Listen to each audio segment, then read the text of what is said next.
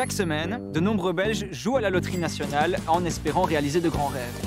Si je gagne au loto, je choisirais de prendre une année sabbatique dans mon cursus scolaire. Je ferai le tour du monde avec une Maserati. Alors j'offrirai des repas à tout le monde.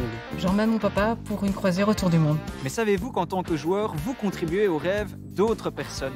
Tout comme fait la Fondation Pelicano pour les enfants fragilisés de l'internat juste derrière moi.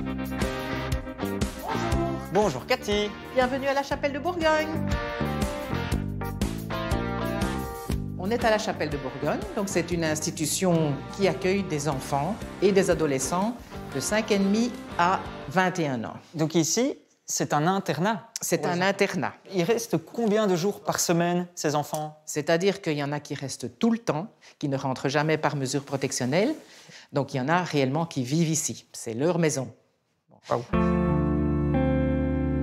Quel est le profil d'enfants que vous accueillez ici à l'internat?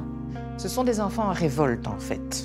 Donc, ce sont des enfants qui ont subi des choses quand même assez graves au niveau familial, au niveau de la négligence, et qui, surtout, ont peu confiance en l'adulte, puisqu'ils ont quand même été un peu malmenés, dirons-nous, depuis qu'ils sont petits.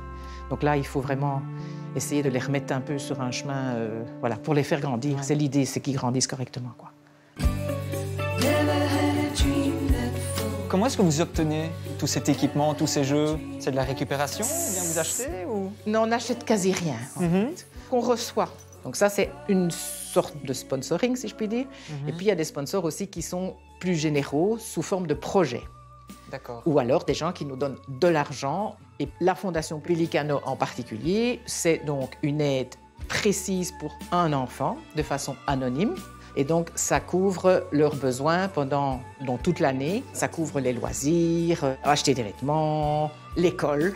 Et donc, c'est pour vraiment les enfants qui n'ont rien d'autre et que les parents n'interviennent pas du tout.